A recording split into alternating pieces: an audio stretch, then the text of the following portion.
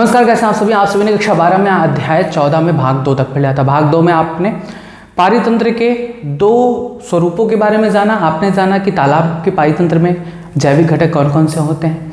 आपने जाना वन पारितंत्र कैसा होता है, उनमें जैविक घटक कौन कौन से होते हैं और अजैविक घटक कौन कौन से होते हैं।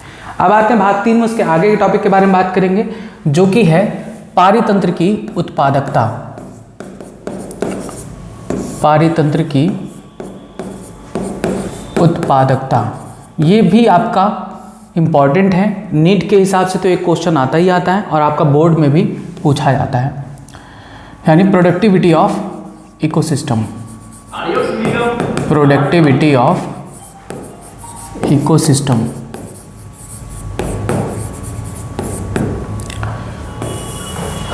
सीधे शब्दों में बताएं तो पारितंत्र की उत्पादकता से संबंध यही होता है कि कितना कार्बनिक पदार्थ किसी पारितंत्र में बना। और आपको ये पता है कि पृथ्वी पर सिर्फ स्वपोषी जीव ही हैं जो कार्बनिक पदार्थों को स्वयं बना सकते हैं। स्वपोषी जीव कुछ वे होते हैं जो प्रकाश संश्लेषण के माध्यम से ऐसा करते हैं, और कुछ वे होते हैं जो रसायन संश्लेषण के द्वारा ये करते हैं।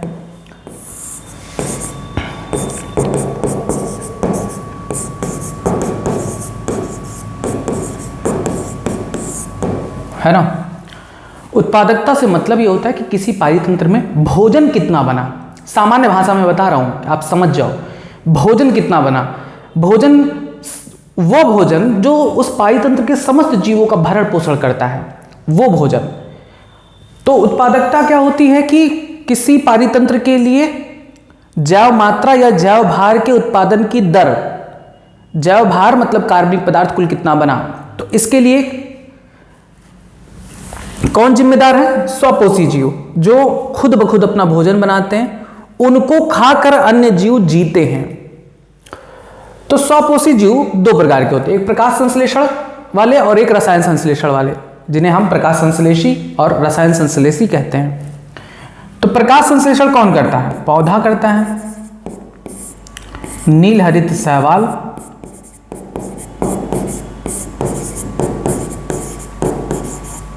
और प्रकाश संश्लेषी जीवाणु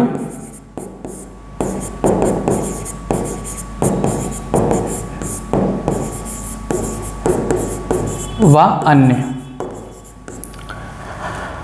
रसायन संश्लेषण के माध्यम से रसायन संश्लेषी जीवाणु भोजन का निर्माण करते हैं।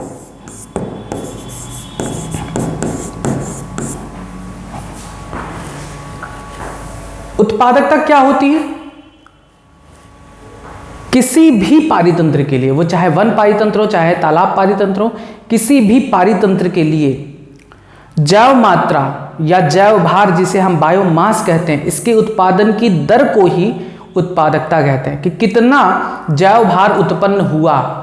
जैसे कोई पौधा है, वो प्रकाश संश्लेषण के द्वारा कितना भोजन बनाया कि अन्य पौधे अन्य जीव उसे खा सके, अपना भरण पोषण कर सके, वही उत्पादकता कहलाती है। यानी सामान्य इसका डेफिनेशन क्या होगा उत्पादकता का, कि किसी भी पारितंत्र के लिए जैव मात्रा, या जिसे हम जैव भार भी कहते हैं, इसे इंग्लिश में बायोमास भी कहते हैं, बायोमास के उत्पादन की दर को उत्पादकता कहते हैं। क्लियर है बात? कोई पौधा है, कोई नील हरित शैवाल है, कोई प्रकाश संश्लेषी जीवाणु है, ये प्रकाश संश्लेषण के माध्यम से कितना कार्बनिक पदार्थ बनाए, वही उस पारितंत्र की उत्पादकता कहलाती है। अब उन पेड़ पौधों, उन जीवाणुओं, उन नील हरित शैवालों को कोई अन्य जीव खाएगा, जिससे उसका भरण पोषण होगा, शाकाहारी जीव। उन शाकाहारी जीव को मांसाहारी जीव खाएगा, जिससे उसका भरण पोषण होगा। उन मांसाहारी जीवों को कोई अन्य सर्वाहारी जीव खाएगा, जिससे उसका भरण पोषण होगा। यानी इनके माध्यम से पारितंत्र के समस्त जीवों का भरण पोषण होता है। और आपको ये भी पता है कि ये अपना भोजन किसकी उपस्थिति में बनाते हैं? सूर्य के प्रकाश में। यानी इसीलिए हम कहते हैं कि पृथ्वी पर ऊर्जा का एकमात्र स्रोत तो सूर्य है। सूर्य खत्म तो ये खत्म, ये खत्म तो अन्य जीव भी खत्म। उसके बल पे थोड़े ना पृथ्वी चलेगी, वो कितना उत्पादकता करेगा। तो याद करिए कि उत्पादकता की डिफिनेशन क्या होती है? किसी भी पारितंत्र के लिए जैव मात्रा या जैव भार के उत्पादन की दर को उत्पादकता कहते हैं। एक दूसरा डिफिनेशन भी दिया गया है उत्पादकता के लिए, इसे हम कह सकते हैं एक निश्चित समयावधि में, एक निश्चित समयावधि में निश्चित क्षेत्र में हरे पादपों द्वारा, यानी हरे पौधों द्वारा, हरे पादपों द्वारा उत्पन्न की गई कार्बनिक पदार्थों के दर को उत्पादकता कहते हैं।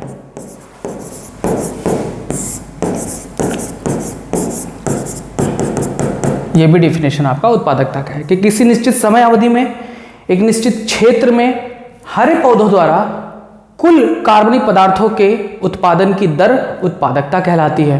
कि हरे पौधे प्रकाश संश्लेषण के माध्यम से कितना कार्बनिक पदार्थ बनाए हैं, वह उस पारितंत्र की उत्पादकता कहलाती है। जैसे ऊर्जा को हम कैलोरी में नापते हैं, ताप को डिग्री सेल्सियस फ़ारेनहाइट में नापते हैं, वैसे ही किसी पारितंत्र की उत्पादकता को भी एक यूनिट दिया जाता है जिसे कहते हैं ग्राम पावर -2 यर पावर -1। ये इसकी इकाई होती है। तो यहां से भी क्वेश्चन पूछा गया है नीट में कि उत्पादकता की इकाई बताइए, ठीक है। या इसे हम एक और रूप में लिखते हैं किलो कैलोरी मीटर पावर -2 यर पावर -1। ये इसकी इकाई होती है। यानी हम किसी भी पारितंत्र की उत्पादकता की दर को ग्राम पावर -2 यर पावर -1 या किलो कैलोरी मीटर पावर -2 यर पावर -1 के रूप में व्यक्त करते हैं। तो इतना पहले याद करिए कि उत्पादकता क्या होती है। किसी निश्चित समयावधि में निश्चित क्षेत्र में हरे पौधों द्वारा उत्पन्न किए गए कार्बनिक पदार्थों की दर उत्पादकता कहलाती है। इसकी इकाई है ग्राम पावर -2 यर पावर -1 या किलो कैलोरी मीटर पावर -2 यर पावर -1। अब देखिए उत्पादकता भी दो प्रकार की होती है। उत्पादकता के प्रकार दो प्रकार की होती है। एक होती है प्राथमिक उत्पादकता, प्राथमिक उत्पादकता जिसे कहते हैं प्राइमरी प्रोडक्टिविटी, प्राइमरी प्रोडक्टिविटी। और दूसरा होता है द्वितीयक उत्पादकता,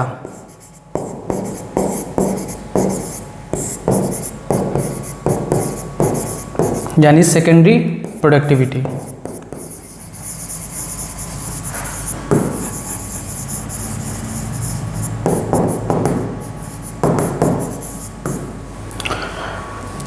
अब ये प्राथमिक उत्पादकता क्या होता है, द्वितीयक उत्पादकता क्या होता है? जब उत्पादकता को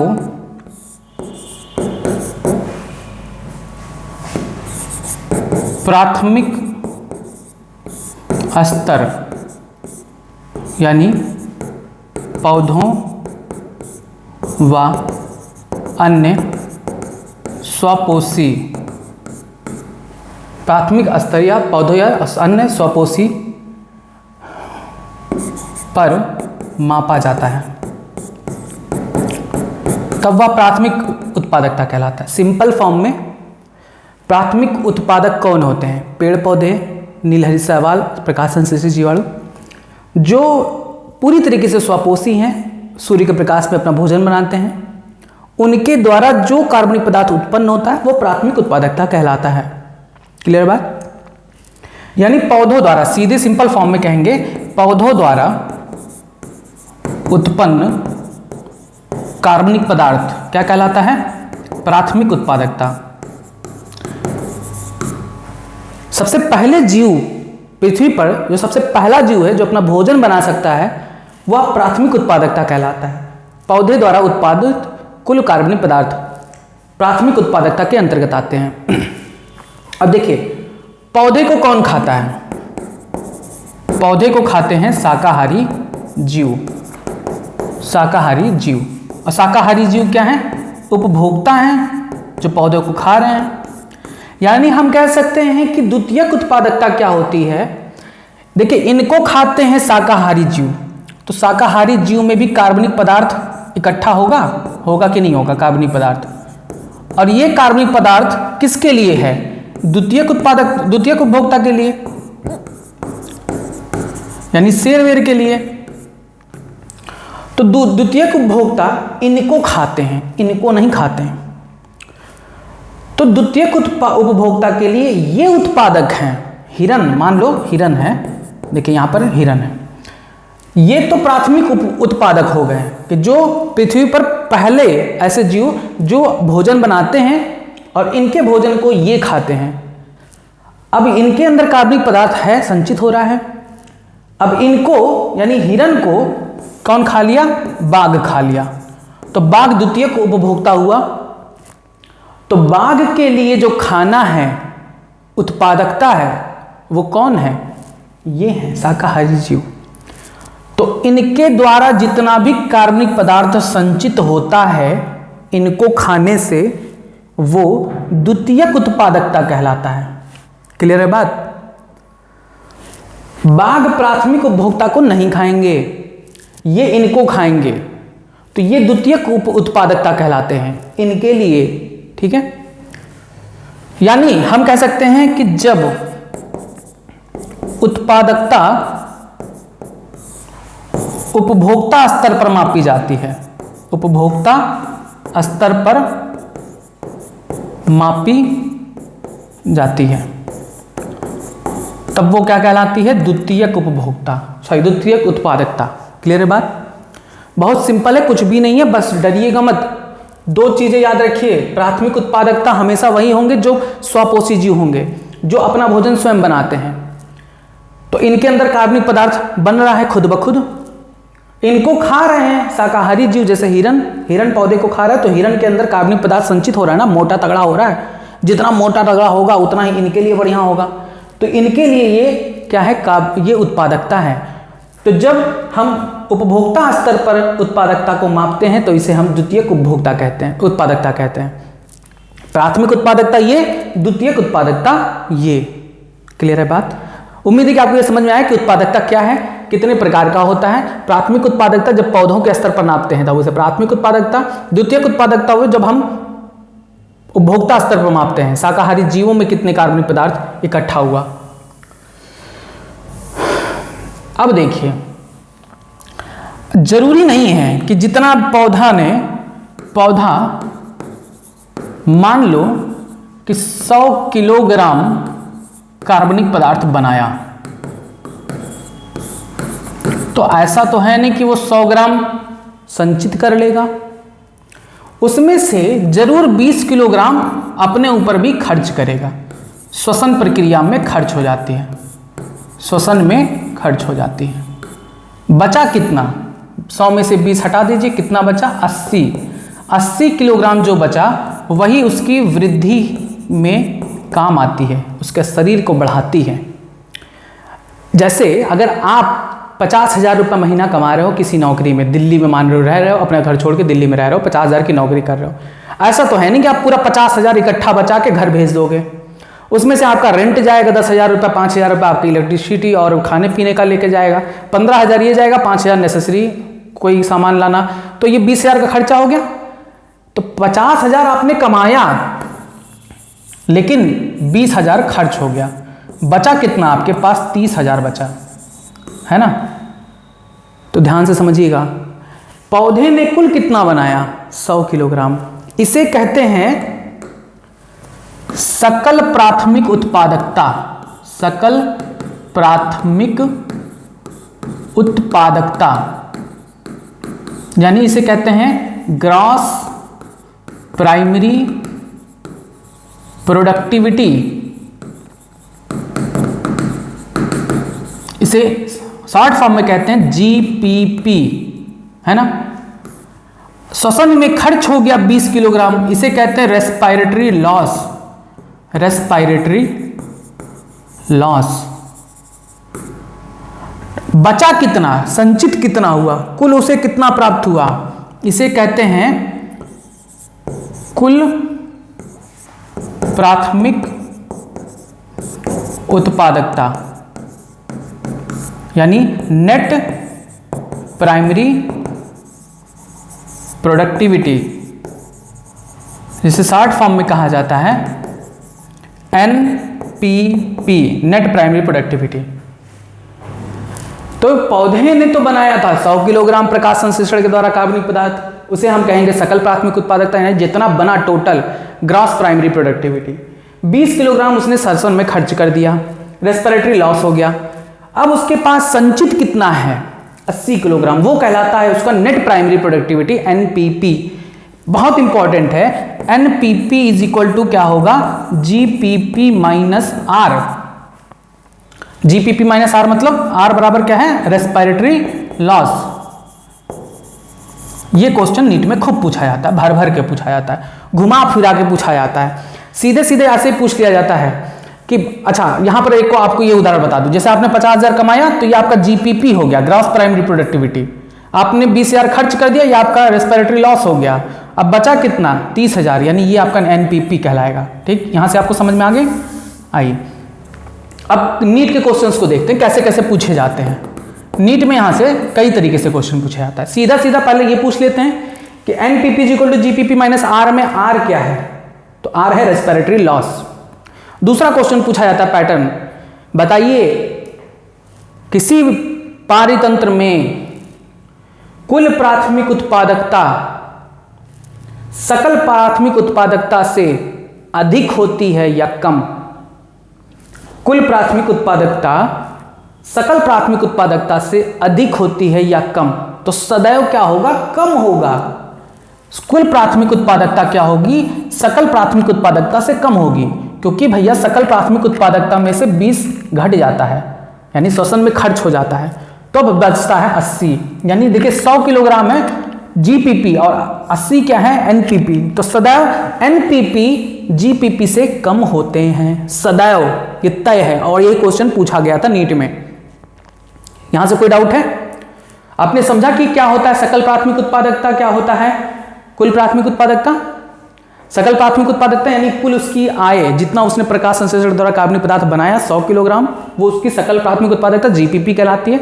20 किलोग्राम उसने खर्च कर दिया, 80 बचा, उसकी कुल प्राथमिक उत्पादकता एनपीपी, नेट प्राइमरी प्रोडक्टिविटी कहलाएगा।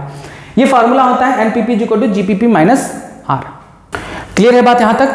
आइए बुक पर आते हैं। देखिए किसी भी पारितंत्र की उत्पादकता क्या होती है। किसी भी पारितंत्र की क्रियाशीलता, स्थिरता बने रहने के लिए उस पारितंत्र में ऊर्जा का लगातार निवेश होते रहना चाहिए। अगर किसी पारितंत्र में ऊर्जा का स्रोत ही नहीं है तो वो क्या पारितंत्र स्टेबल होगा? नहीं, अनस्टेबल होगा। जैसे पाकिस्तान का इस समय हाल है कि पाकिस्तान में अब पैसा नहीं है, भोजन नहीं है, तो वहां पर अनस्टेबिलिटी आ गई है, लोग परेशान हैं, कैसे उनका भरण पोषण होगा?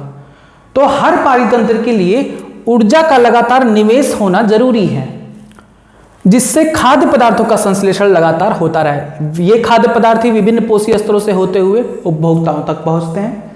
यानी पौधे प्रकाश संश्लेषण के द्वारा उत्पादन करते हैं कार्बनिक पदार्थ, उसे शाकाहारी जीव खाते हैं, शाकाहारी जीवों को मांसाहारी जीव खाते हैं, सबका भरण पोषण होता रहता है। यह प्रकृति का स्वरूप है, यह प्रकृति का रूप है। और आप सोचो कि शेर बड़ा निर्दयी है, इसने ये हिरण को खाता है, तो ऐसा कुछ भी नहीं है, वो सब नेचर है, एक दूसरे को बैलेंस करने के लिए सारी चीजें बनाई गई हैं। इस प्रकार किसी भी पारितंत्र के लिए जैव मात्रा या जैव भार के उत्पादन की दर को ही उत्पादकता कहते हैं। किसी भी पारितंत्र के लिए जैव मात्रा या जैव भार के उत्पादन की दर को ही उत्पादकता कहते हैं। दूसरे शब्दों में एक निश्चित समयावधि में निश्चित क्षेत्र में उपस्थित हरे पौधों द्वारा उत्पन्न की गई कार्बनिक पदार्थों की दर ही उत्पादकता कहलाती है। इसे gram power -2 year power -1 kilocalorie power -2 year power -1 से प्रदर्शित करते हैं। देखिए,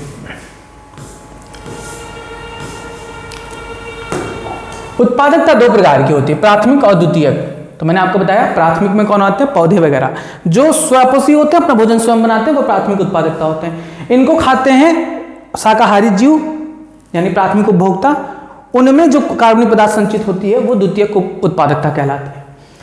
प्राथमिक उत्पादकता देखिए, हरे पौधे पादप प्लवक, प्रकाश संश्लेषित जीवाणु, रसायन संश्लेषित जीवाणु द्वारा प्रकाश संश्लेषण, रसायन संश्लेषण द्वारा एक निश्चित समयावधि में प्रति इकाई क्षेत्र में उत्पन्न किए गए जैव मात्रा या कार्बनिक पदार्थ की मात्रा को प्राथमिक उत्पादकता कहते हैं। इसे भार या ऊर्जा के रूप में व्यक्त किया जा सकता है। प्राथमिक उत्पादकता एक सुनिश्चित क्षेत्र में पादप प्रजातियों के निवास पर निर्भर करती है।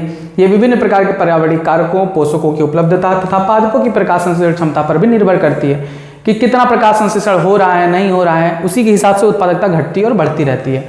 संपूर्ण जीवमंडल की वार्षिक कुल प्राथमिक उत्पादकता का भार कार्बनिक तत्व के रूप में लगभग 170 बिलियन टन आंका गया था कि पूरे ब्रह्मांड में, पूरी पृथ्वी पर जीवमंडल में जहां तक जीव पाए जाते हैं वहां पर 170 बिलियन टन कार्बनिक पदार्थ का उत्पादन आंका गया था। यद्यपि पृथ्वी के धरातल का लगभग 70% भाग समुद्र द्वारा ढका हुआ है, पृथ्वी का 70% भाग समुद्र द्वारा ढका हुआ है, लेकिन समुद्र से भी ज्यादा उत्पादकता कहां होती है, स्थल पर होती है, क्योंकि वहां पर ज्यादा पेड़ पौधे हैं। रीजन क्या है, स्थल पर सूर्य का प्रकाश बराबर मिलता रहता है, तो सभी फलते फूलते हैं, अपना भोजन बनाते हैं। लेकिन समुद्र में एक सीमा तक सूर्य का प्रकाश पहुंचता है, उसकी गहराई के बाद सूर्य का प्रकाश नहीं पहुंचता, इसलिए वहां पर समुद्र में उत्पादकता कम होती है। यद्यपि पृथ्वी के धरातल का लगभग 70% भाग समुद्र द्वारा ढका हुआ, फिर भी बावजूद इसकी उत्पादकता केवल 55 बिलियन टन है। शेष मात्रा भूमि पर उत्पन्न होती है, यानी 170 बिलियन टन का केवल 55 बिलियन टन ही समुद्र में उत्पादकता नापी गई थी और लगभग 115 बिलियन टन उत्पादकता स्थल पर मापी गई थी। इसका प्रमुख कारण है कि सूर्य के प्रकाश का महासागर तल तक ना पहुंच पाना, यानी 30% स्थल है, सबसे ज्यादा उत्पादकता स्थल पर होती है।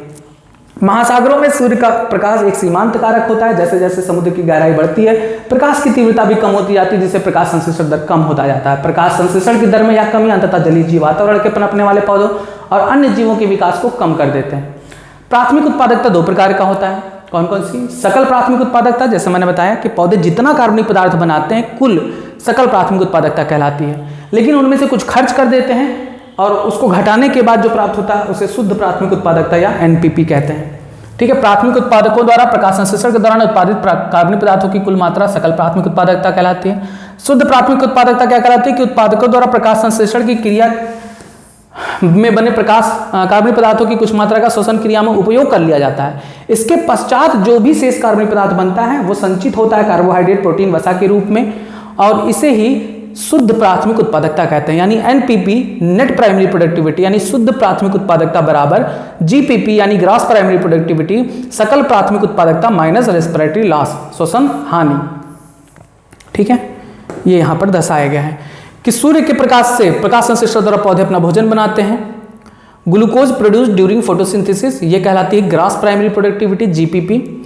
लेकिन लिखा है कि some glucose used to supply energy to drive cellular process, respiration में खर्च हो जाती है कुछ एनर्जी, जो रिमेनिंग बचता है वही ग्लूकोज बायोमास के रूप में बचता है, उसे हम नेट प्राइमरी प्रोडक्टिविटी कहते हैं। द्वितीयक उत्पादकता क्या होती है? जब हम उपभोक्ता स्तर पर हम उत्पादकता को मापते हैं कि कितना शाकाहारी जीवों में जैव मात्रा बढ़ा, तो जब ऊर्जा की संचय की दर को उपभोक्ता स्तर पर मापा जाता है तो इसे द्वितीयक उत्पादकता कहते हैं। प्राथमिक स्तर पर संश्लेषित कार्बनिक पदार्थों का उपयोग उपभोक्ता करते हैं, इसे अपने शरीर के अनुकूल पदार्थों के रूप में सम्मिलित कर लेते हैं। जब किसी समुदाय में संचित पदार्थों की मात्रा उपयोग में लाए गए पदार्थों से अधिक होती है तो इसे संपूर्ण जीव समुदाय के जैव भार में वृद्धि होती है, और उपभोक्ताओं द्वारा अधिक मात्रा में संचित पदार्थों के कारण पूरे समुदाय के जीव भार में हुई वृद्धि को द्वितीयक उत्पादकता कहते हैं। द्वितीयक उत्पादकता प्रथम श्रेणी के उत्पादक उपभोक्ताओं से द्वितीय श्रेणी और पुनः तृतीय श्रेणी के उपभोक्ताओं के बीच स्थानांतरित होती रहती है। यह है आपका प्राइमरी प्रोडक्टिविटी, जो पौधों के द्वारा बनाई गई संपूर्ण कार्बनिक पदार्थ होती है। यह सेकेंडरी प्रोडक्टिविटी, जो पौधों को खाते वगैरह हैं उनसे जो बनती है। बस ये था आज का टॉपिक जिसमें आपने जाना उत्पादकता क्या होती है। बहुत इंपॉर्टेंट है आपके बोर्ड के लिए भी, क्योंकि बोर्ड में आपके बिहार बोर्ड में पूछा गया था कि द्वितीयक उत्पादकता की परिभाषा बताइए। समझ गए कि द्वितीयक उपभोक्ता क्या होती है? जब उत्पादकता की दर को उपभोक्ता स्तर पर मापा जाता है, जिसे शाकाहारी जीव पौधों से प्राप्त करते हैं और उसे संचित करते हैं विभिन्न प्रकार के कार्बनिक पदार्थों में, प्रोटीन, वसा, इन सभी में, जिससे संपूर्ण अन्य द्वितीयक उपभोक्ता और तृतीयक उपभोक्ता को उनसे भोजन प्राप्त होता है। इसे द्वितीयक उत्पादकता कहते हैं, सेकेंडरी प्रोडक्टिविटी कहते हैं। और नीट में यहां से तो हर साल तय रहता है एक क्वेश्चन, एनपीपी बराबर जीपीपी माइनस आर से 2 प्रकार से क्वेश्चन पूछा जाता है, जिनके बारे में मैंने आपको बता दिया। और द्वितीयक उत्पादकता से भी नीट में एक बार क्वेश्चन पूछा गया था। तो ये परीक्षा की दृष्टि से बहुत महत्वपूर्ण है, इसको बार बार समझिएगा। आज का टॉपिक बस इतना ही। नेक्स्ट पार्ट में आपको बताया जाएगा अपघटन की प्रक्रिया कैसे होती है, कौन कौन से जीवाणु और कौन कौन से कवक इसमें भाग लेते हैं, कैसे कैसे ये अपघटित करते हैं जीवों को, मृत अवशेषों को। इस टॉपिक से रिलेटेड कुछ क्वेश्चन है जिनके आंसर आपको कमेंट बॉक्स में भी देना, अपने कॉपी में भी नोट करना है। सबसे पहला क्वेश्चन है कि उत्पादकता की मापक इकाई क्या है। नेक्स्ट, सकल प्राथमिक उत्पादकता क्या होता है।